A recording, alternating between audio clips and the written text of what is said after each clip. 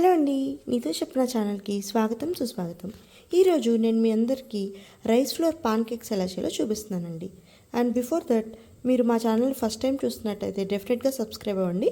ఎందుకంటే మేము ఇలాంటి వెరైటీ రెసిపీస్ ట్రై చేసి రెగ్యులర్గా అప్డేట్స్ పెడుతూ ఉంటాము. సో రైస్ ఫ్లోర్ పాన్ కేక్స్కి కావాల్సిన పదార్థాలు: ముందుగా రైస్ ఫ్లోర్ ఈ కప్తో 2 కప్స్ అండి. అలాగే కొంచెం మనం నానబెట్టుకున్న ఒక హాఫ్ అన్ అవర్ నానబెట్టుకున్న మూంగ్ దాల్, ఇలా గ్రేట్ చేసి పెట్టుకున్న కోకోనట్ 1 కప్, సాల్ట్, కారము, అండ్ ఇవి కొంచెం మనకి హెల్తీగా ఉండడానికి ఇంకొంచెం గ్రీన్ చిల్లీ, కర్రీ లీవ్స్, జీరా, ఆనియన్, ఇలా బాగా చిన్నగా తరిగి పెట్టుకున్న క్యారెట్ పీసెస్. సో ఇప్పుడు మనము బ్యాటర్ని కలుపుకుందాం.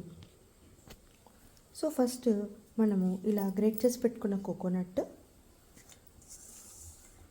రైస్ ఫ్లోర్, ఉప్పు, కారము,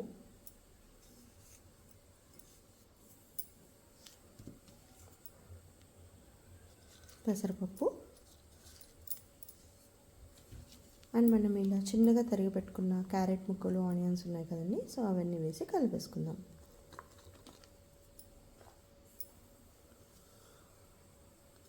కొంచెం జీరా.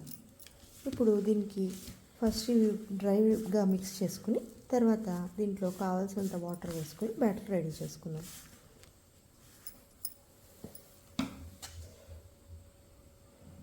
ఇది రైస్ ఫ్లోర్ మనము క్యారెట్స్, కర్రీ లీవ్స్ అన్నీ వేస్తున్నాం కాబట్టి హెల్తీగా ఉంటుందండి.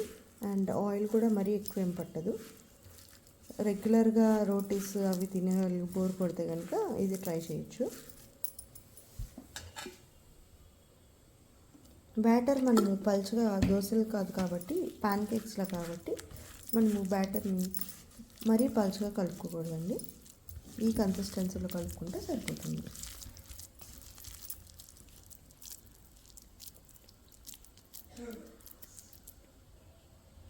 ఇలా కలుపుకుంటే సరిపోతుంది. ఇప్పుడు మనం బ్యాటర్ని కలుపుకున్నాం కదండి. ఇలా చక్కగా రౌండ్గా ఒత్తుకుంటే పాన్ కేక్స్ అనేవి చూడడానికి బాగుంటాయి. సో మనం ఆల్మోస్ట్ ఈ మందంతా ఒత్తుకుంటే మనకి పచ్చి అనేది లేకుండా చక్కగా ఉడుకుతుందండి లోపల.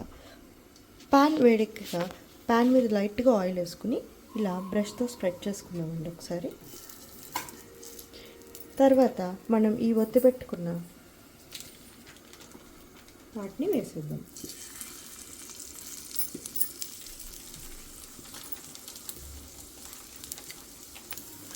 సో మనము ఈ సైజులో పెట్టుకున్నాం కాబట్టి ఆల్మోస్ట్ 4 ఒకేసారి పెట్టుకోవచ్చండి. ఇప్పుడు మనం సిమ్లో పెట్టుకుని దీన్ని ఉడకనిద్దాం మూత పెట్టుకుని.